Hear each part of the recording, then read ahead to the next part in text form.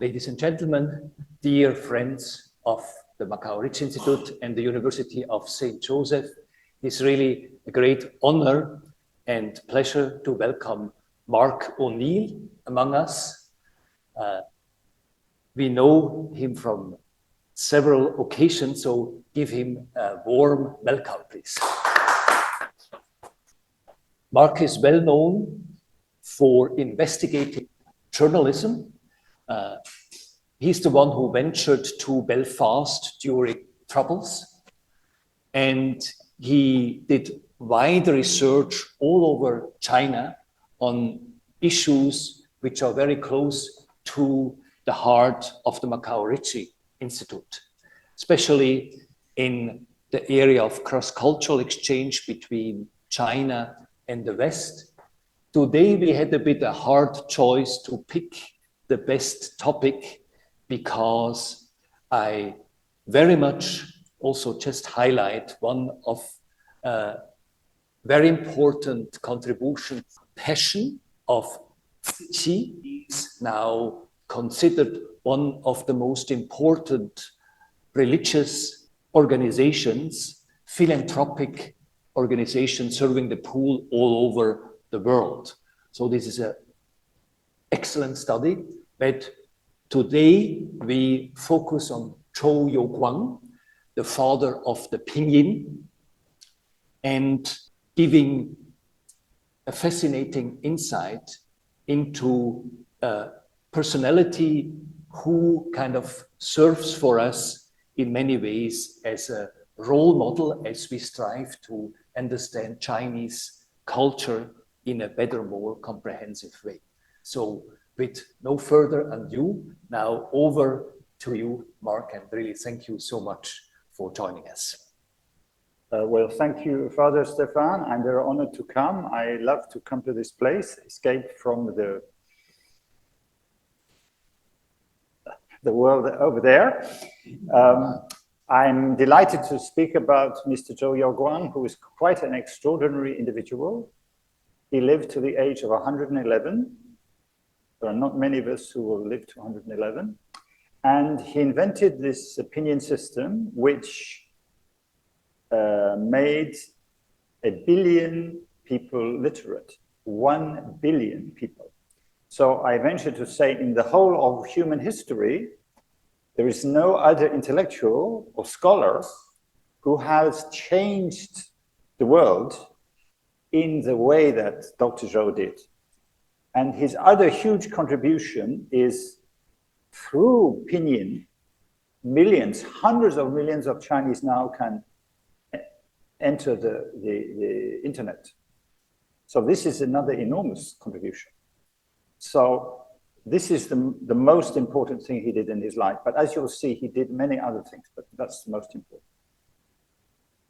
So I chose this picture because it was taken after he was 100. And if you look at the picture, you can see his personality, okay? He's over 100, right? But his good health.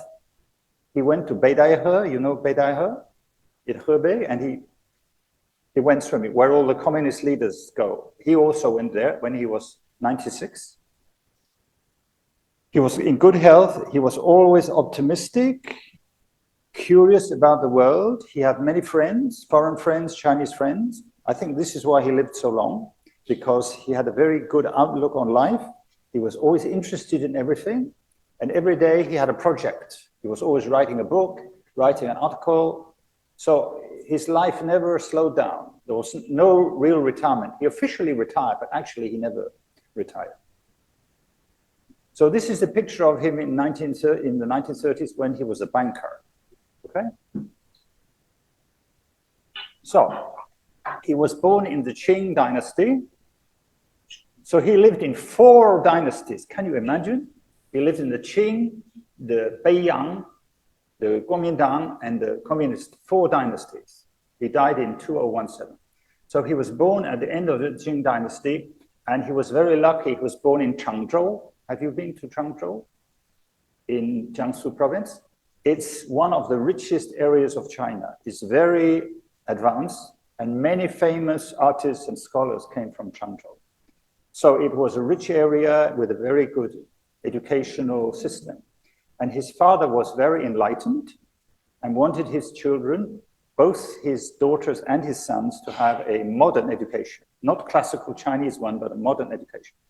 So he sends him to the Changzhou Middle School, which is mostly English language medium. So by late teens, Mr. Zhou can speak in English, and they have the modern subjects, you know, mathematics, world history, English on the curriculum, right? So at that time, the most important Western university in China is called St. John's. It's based in Shanghai, and it was built with American money. It had American curriculum, mostly American faculty, and the medium of instruction was English. And this was the most prestigious Western university in China. So Mr. Zhou wanted to go there, but his family was not rich enough.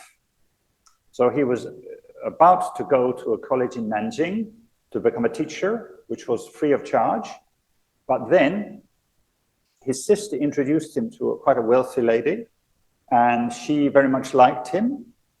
So she agreed to put up the money for his tuition. So he was able to go to St. John's University. And it was absolutely the right university for him because the teaching was very modern. The teachers were not entirely foreign, but mostly foreign. And they didn't want to give too much homework to the students. They wanted the students to do their own research, you know, follow their own interest.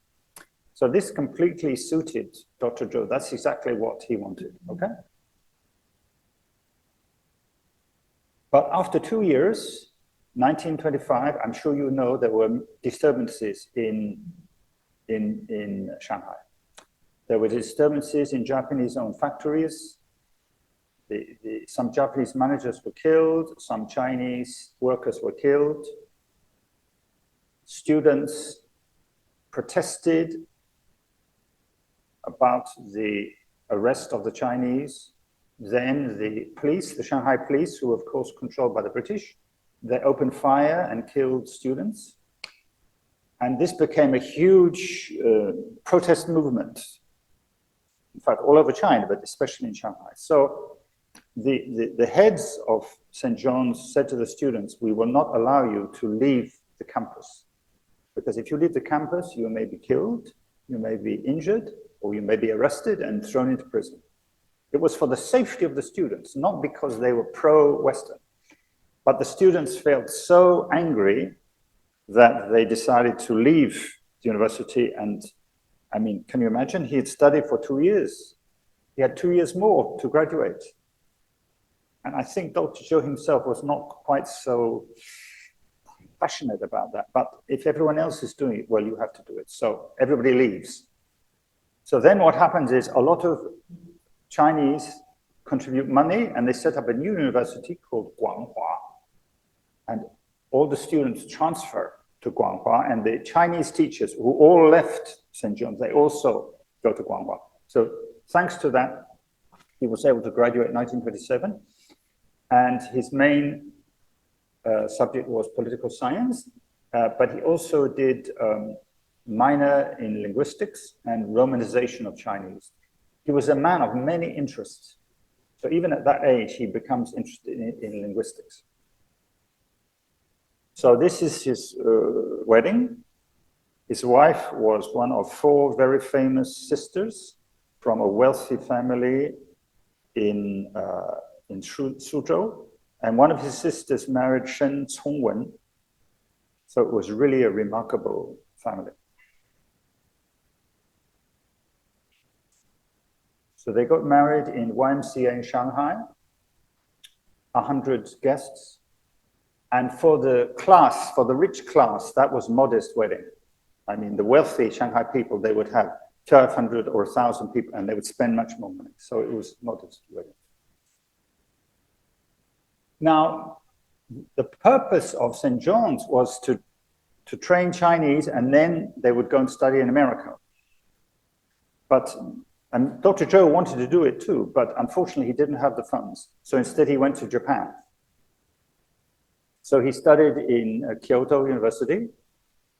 And I think you can understand by now, relations between China and Japan are really terrible, worse and worse. In the media, there is an attack on the other side. Japan occupied Manchuria in 1931. But Dr. Zhou is quite remarkable. He knows all this, but he doesn't let it influence him.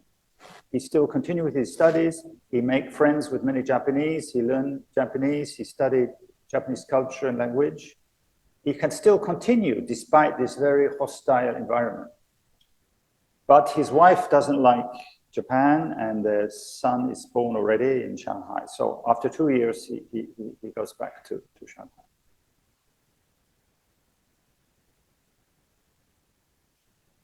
So where is this photograph? We're in 1937. Can you guess? It's a very big river down here. This is a city built on a mountain. It's the wartime capital of China. This is Chongqing. So the Japanese occupy Shanghai, they occupy Nanjing. So everyone has to flee to Chongqing. So Dr. Zhou, his wife, his children, all his associates, they all flee. And it's very, very dramatic how they get from Shanghai to Chongqing. Everything is written in the book. So in Chongqing, he has a very important job. He worked for the Agriculture Bureau, which is part of the Ministry of Economic Affairs. And he's Deputy Commissioner of Sichuan. And you know, Sichuan is the most important agricultural province of China today and then. And it's one of a small number of provinces which is controlled by the Kuomintang government. So his job is to ensure the production of food and textiles to feed the population and to feed the Chinese army. So he's very, very young, you know, but he has a very important job. And as you know, the Japanese Air Force bombed the civilian areas of Chongqing. It is very terrible. It's like what Franco did in the Spanish Civil War and what the Germans and then the British and then the Americans did in World War II. So he had to move his house 36 times because when Japanese found out that there were officials of the government living in a village, they would bomb it. So you have to move before the bomb. So he was near to being killed several occasions, but he survived. But his daughter, who suffered from peritonitis, this is a disease that can be treated.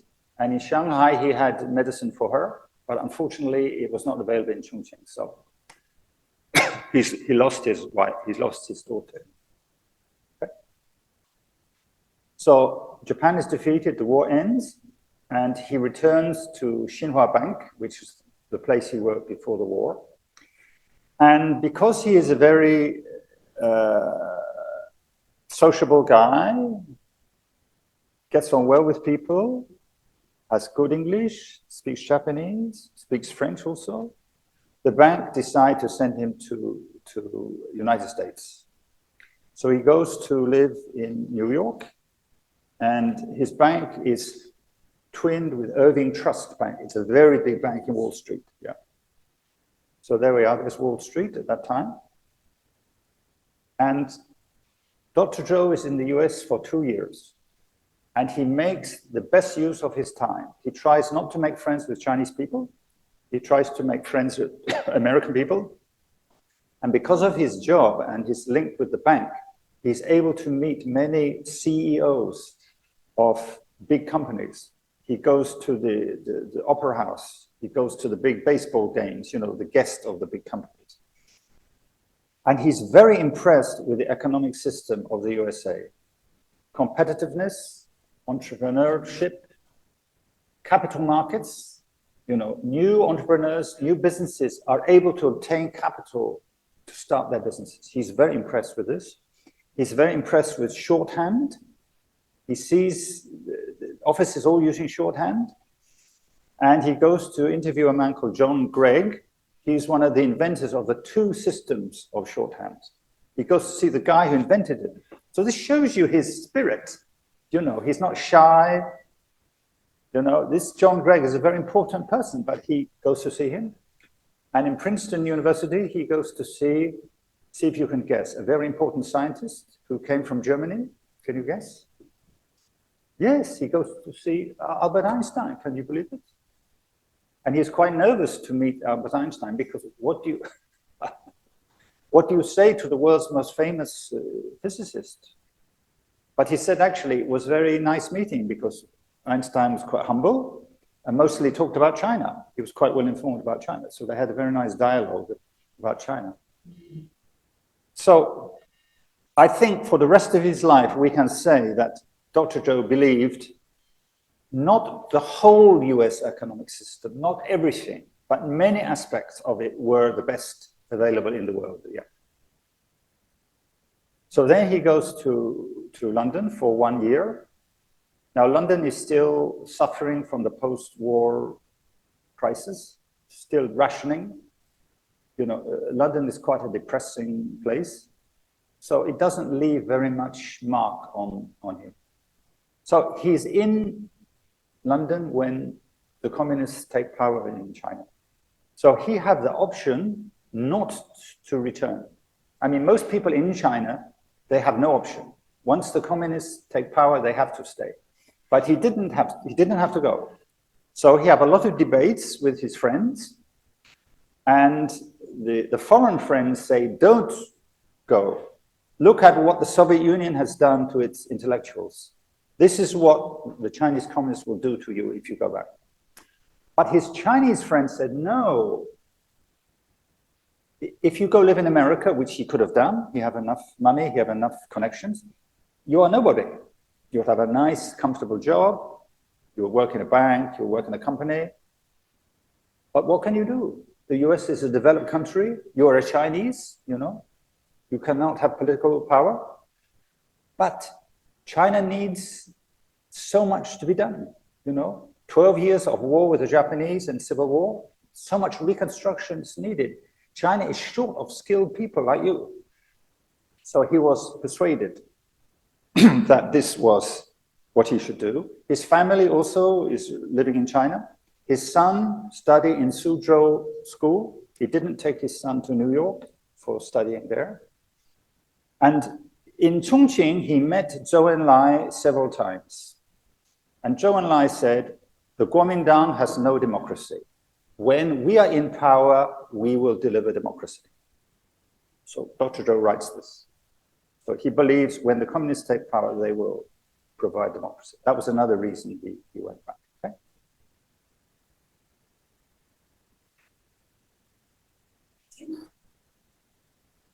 Oh, yes. Sorry, one more thing. He's not a member of Kuomintang.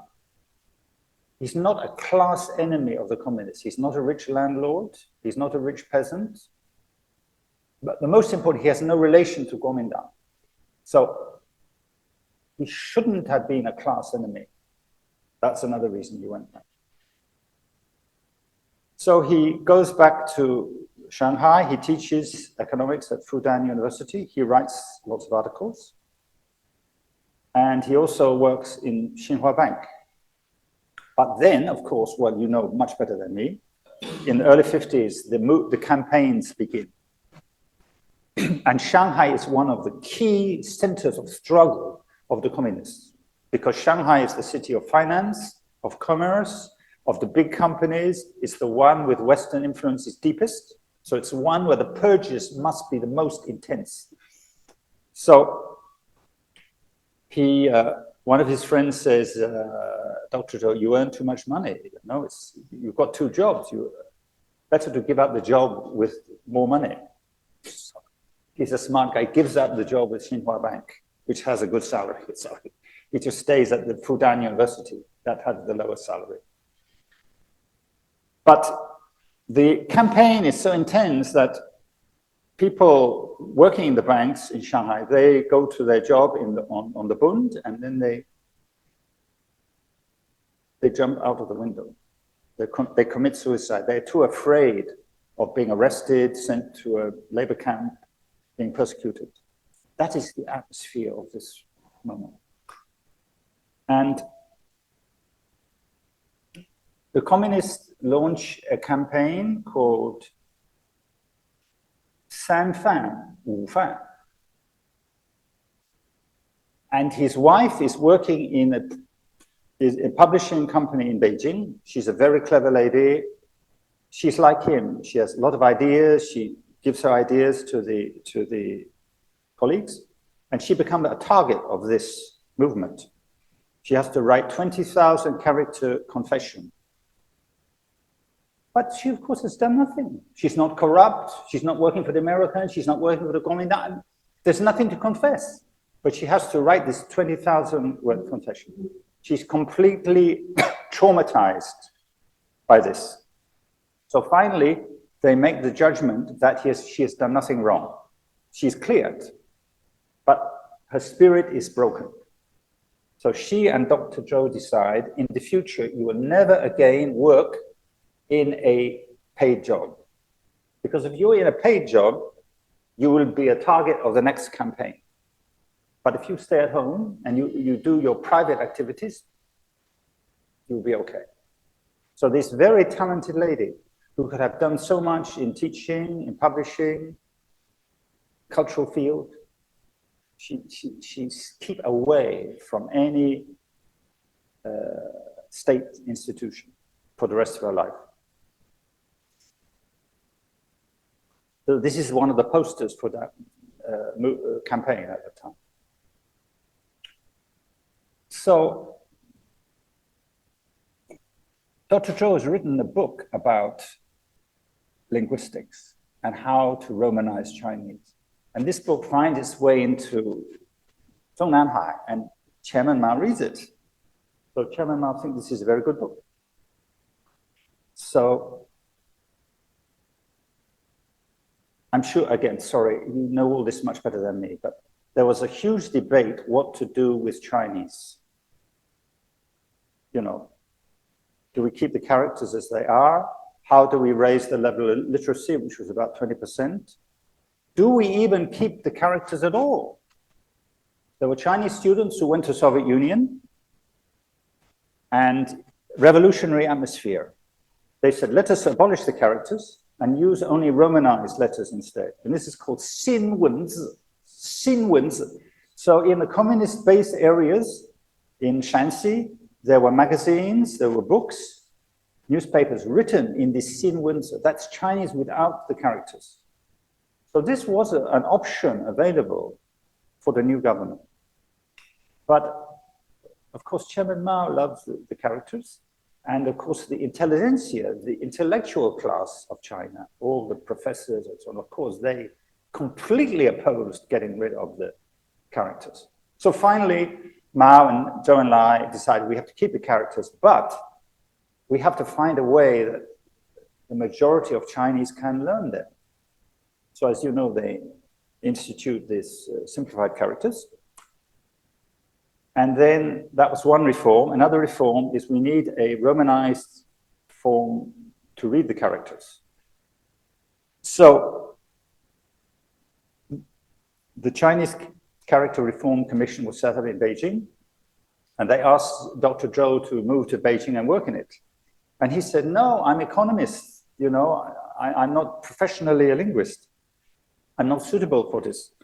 But of course, as you know, if you're Mingling, there's no choice. So he has to move to Beijing, and he joins this commission, and he's put in charge of the unit to develop this Romanization system.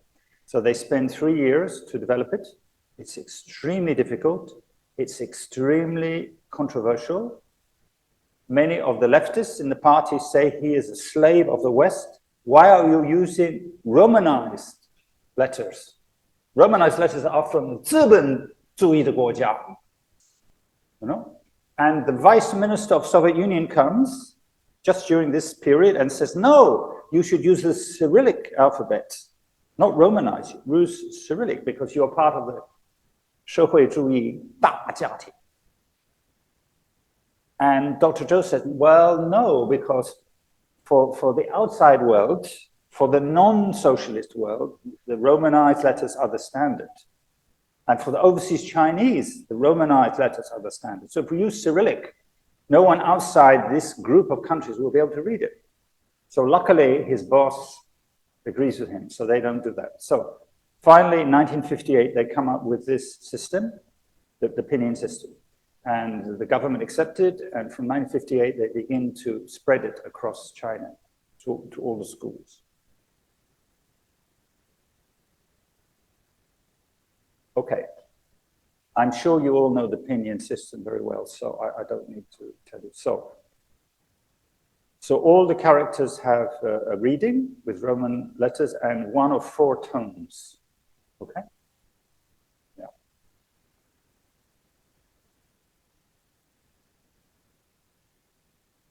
So from 1958 till now, the primary school children in the mainland, when they go to the Chinese class, they don't start with the characters, they start with pinyin. The teacher explains to them pinyin, 6 or 9 months. And then they start to learn the characters. So they write the characters, and above the characters, they write the pinyin. So the students can read it. But without the pinyin, they can't read it. Now, in my case, I was studying in Taiwan. Of course, we cannot use pinyin, because pinyin comes from the other side. So in my class, we have no romanized system. We just have to memorize every character by itself because it takes much more time. So the pinyin is much quicker. And of course, at that time, China is a very poor country. So children of farmers, of poor workers, they have limited time, limited resources. So pinyin is a wonderful asset for them to be able to learn to read and also to read the characters. So it's a remarkable achievement.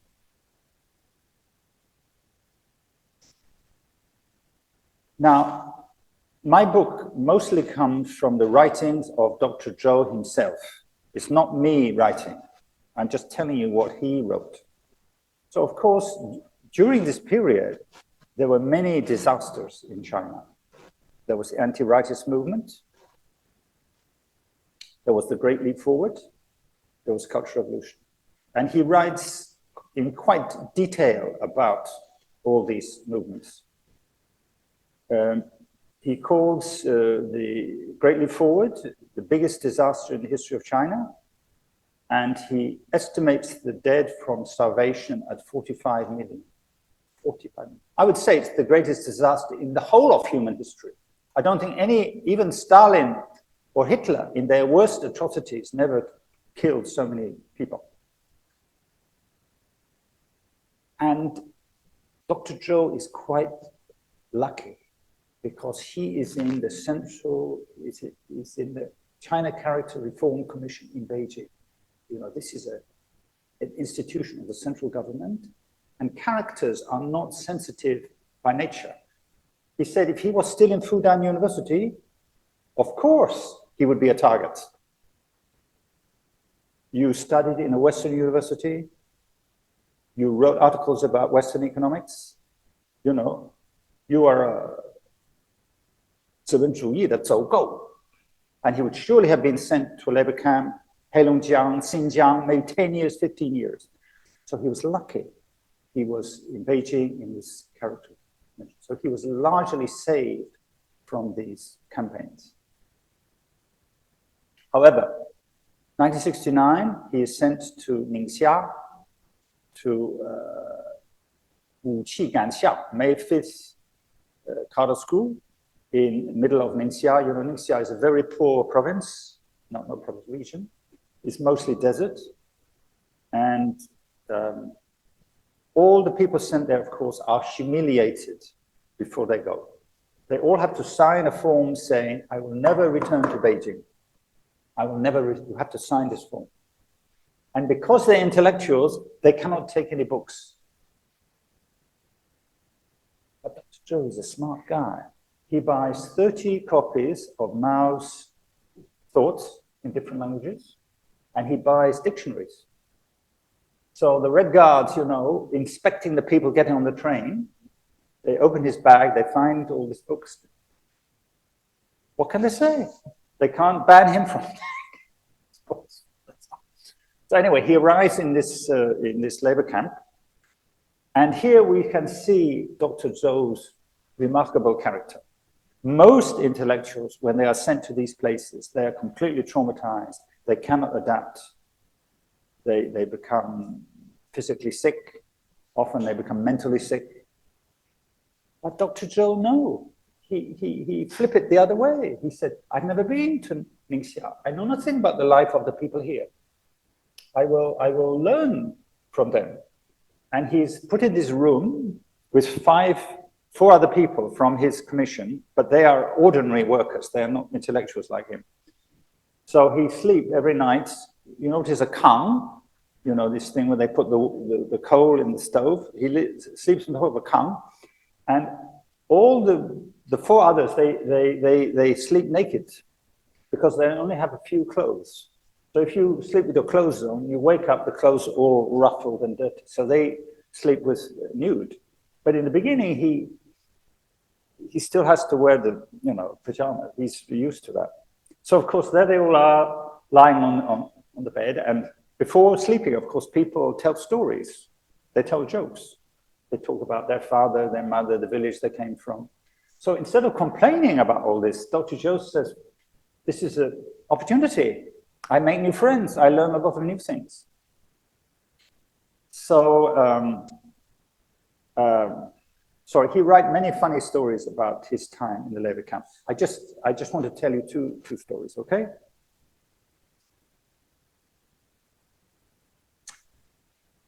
So one day, he is put in charge of a huge amount of sorghum. And the boss of the labor camp says, someone may come to steal the sorghum, so you must stand there and guard the sorghum. So there's two people, him and another person. The other man is over 70, he's over 60, so the two of them. And there are three guiding, three rules. Rule 1, no conversation. Rule 2, you cannot sit down. Rule 3, you cannot stand up still. So what do? You just walk to and fro. Those are just a Gongchandang guiding, you know. But nobody comes. Nobody comes to steal the sorghum. Nobody comes from the camp to inspect them. So on the second day, they think, well, so they start to sit down and they start to converse. So who's the other man? Lin Handa. Lin Handa is the Vice Minister of Education of the People's Republic of China. The Vice Minister of Education. PhD from Colorado State University. Author of many books. So suddenly, Dr. Zhou finds himself next to one of China's most eminent intellectuals and authors. So he has a most useful experience. Dr. Lin, tell me some stories. What did you write in your books? You know, how do we educate Chinese people? So he learned a lot of things from Dr. Lin. So again, he turned this very, very bad experience into a good one. And the second thing I want to tell you about is, please look at the photograph. Now, it is one morning, it's 5 o'clock in the morning, and there's a big square in the middle of the school. So all the members of the school have to assemble in this big square to listen to Ling Dao giving long speeches. And you know, Ling Dao speeches can last 3 hours, 4 hours. Anyway, nobody wants to listen, but you have to listen. So, and Dr. Zhou is very clever. He brings a hat because it become quite hot because it started at 5, but it could go on till midday. You know, it's very hot. So he puts a hat on, and then at about 12 o'clock, this is what happens. These wild geese, they live near the camp, and they start to fly above. And Dr. Zhou said it's like Air Force. You know, there's 1,000 in one group and 1,000 in another group. Each group have a leader with his sound leading the group. And then there's a squadron, there's a chief, the commander, who have another sound. So they circle around the place. It's all very orderly. And then the chief commander issue another sound, and all the squadrons come down. And what do? Can you guess? They will come down. And we've got all these people in this square below. Aussie. Yeah, Aussie. So all the people in the square are covered in the feces of these wild geese. And Dr. Zhou is better off than the other because he has a hat. But all the others, of course, completely covered. It's very hard to get it off. It's very sticky, you know. So they ask the local farmers, what's going on? And they say, 1年一次, 10,000 years happen once, you know, a very rare occurrence. So the peasants say something big is going to happen. And they're completely right. Lin Biao has just escaped to Mongolia, and his plane crashes. So a few days later, they have a big meeting. The Lin Biao tell them that Lin Biao has escaped, and they don't believe it because Lin Biao is the number 2. Nobody say Mao Zedong Wan Wan Shui more often and more louder than Lin Biao. But anyway, so after this happened and the geese arrived, then they all returned to Beijing. I mean, there was no reason why they should go there, and there's no reason why they should go back. That's how it was in the Cultural Revolution. I mean, it's all like Kafka, you know, it's all nonsense. No. So they go back to Beijing, and Dr. Zhou goes back to his apartment, and what does he find? He finds nothing. The Red Guards have stolen the furniture, the beds, the kitchen utensils, the letters, the paintings, the photographs, everything. Nothing is there. So again, we see what a smart guy Dr. Zhou is. Instead of being terribly angry and saying, who did this? I want to have my things back. And why did they take my photographs? He quotes from a Buddhist scripture. Sorry, I can't remember the wording, but the wording is, goods are like burden, you know, you carry them like wealth. Wealth is a burden. The more wealth you have, you can't stand up, you know. So, okay, I lost all these things. Okay, I will get new ones. Now, of course, the photographs and the letters, of course, cannot be replaced. But I mean, he has the best attitude, so he doesn't worry about what's been lost, okay? So he said that the Cultural Revolution actually lasted for 20 years. I mean, the official story is 66 to 76, and when Mao died, then it ended. But he says actually it lasted for 20 years because all the people put in place during the Cultural Revolution, they stayed on in their posts. So it took a long time to, you know, to get them out of their posts and change the thinking. So I put here what he wrote about Chairman Mao. He did 2 big things in his life. One was to create New China, the other was to destroy it. So, okay, that's the end of the bad news now, okay? So from now on, it's only good news. So, you know, in the mid-80s, finally, he can get back to his work, pinyin, linguistics, improving the education of Chinese people. And this is a major breakthrough. You know, what is the ISO? They make the technical standards in the world for all kinds of products. So they choose pinyin as the international standard for writing, 1982, for Chinese. Now, you know, the standard until then was Wade-Giles. That had been the Romanized standard, but the ISO decided that pinyin was better than Wade-Giles. So 1986, the United Nations accepts pinyin. 2000, the US Library of Congress accepts it. So can you see the impact Dr. Zhou has had? First of all, he's making his own nation literate. And secondly, he's making a standard form of Romanized alphabet for Chinese in the whole world. So now most foreigners who learn Chinese, they will learn the pinyin system. Okay?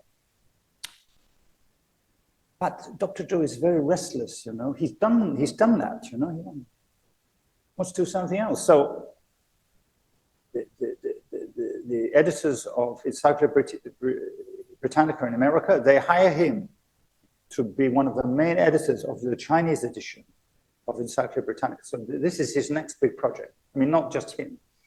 He's one of the chief editors, and then of course they have many, many professors and experts working under them. So this is another project. So during this work, he is able to return to the United States again. He lectures in Yale, in United Nations, and he gets this nickname, you know, Zhou Baihe, Encyclopedia Zhou. Not only because of his work with Britannica, but because of his, you know, his mental agility. So there he is. This is a much later photo, working in his study in Beijing, 9 square meters in his study. So he finally retires, officially, 1991. He's aged 85. But he doesn't actually retire. He goes to live in this small room. And for the next 26 years, he writes 20 books and magazine articles. And in this little room, he receives all these visitors from abroad, China, has a very rich intellectual life. And I don't know if we're allowed to say these things now, but his books, I find extremely impressive. They're all based on fact. It's not like Mr. Trump, you know, talking a lot of nonsense. It's all based on events, what people said, outcomes. It's very densely argued. So he analyzes many of the things he has seen and he's lived through in his life. He's very critical of Chairman Mao, of course. He's very critical of the Soviet model. He said it was a great disaster for China, that it followed the Soviet model in everything. He said Soviet economics was fake because it was not economics at all. It was just political central planning. So I think if you met most Chinese intellectuals today, I think they would agree with all these criticisms. It was only after China abandoned the Soviet economics that China began its economic miracle that we see today. And Deng Xiaoping pursued a much more market economy. I mean, political control is same, but from the economic side, a much more open system, and borrowing a lot from the foreign models. And Zhou very much supported this. Of course, he was critical of the treatment of intellectuals, especially during the Maoist period. He was critical of June the 4th. He was critical of the fake history. Well, I mean, there's fake history in all the countries. But of course, since he was in China, he was critical of the fake, for instance, in the Korean War. Until, I think, maybe 20 years ago, China said that South Korea invaded North Korea, when in reality it's the reverse. Anyway, he wrote about that. We need to have the correct history. So we were a little bit surprised that he was able to write these books. And of course, he couldn't publish them all in China, in Taiwan, and Hong Kong. And why the government didn't arrest him, or at least shut him up. So my guess was he was already over 100, and he was the father of pinyin, right? He was an internationally famous scholar. So of course the government could arrest him, but it would not look good for the government to arrest the father of the pinyin system. So I think that's why they left him. So in 2002, his wife passed away. She was 92. 2015, his son passed away. He was 80. And his visitors used to say, no. I mean, how do they put it politely? But why are you still here? You know? And this was his answer. God is too busy. He has forgotten me. I think that the truth is the opposite. God is indeed very busy. However, God is looking down at Dr. Zhou and saying, this man is doing very good work. You know, he's writing excellent books and articles which are good for Chinese, are good for the world. So I will assure when he lives longer. Anyway, Dr. Zhou is always so modest. People would say, oh, Dr. Zhou, the father of pinyin. And he would say, no, I'm the son of pinyin. I'm the son of pinyin.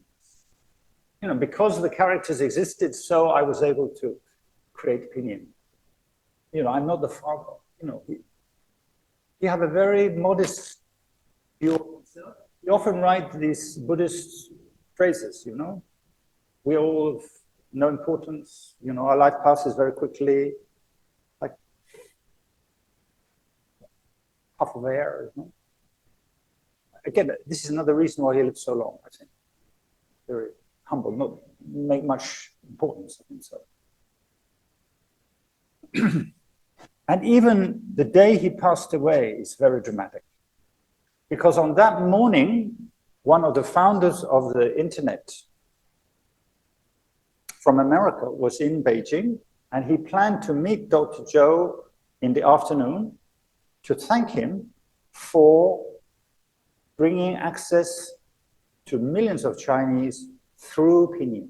As you know, I think Chinese is now the #2 language on the internet, and maybe in 5 or 10 years it will surpass English. You know, Chinese have adapted to internet quicker than other nationalities. And there are different systems you can use to access the internet, but pinyin is one of the most important. So this man was going to present Dr. Zhou with an award for his contribution to bringing internet to Chinese people. So this American had finished his lunch. He was about to set off for Dr. Zhou's apartment, and then someone told him that Dr. Zhou had passed away. But anyway, he made a plaque, and he presented the plaque to the family.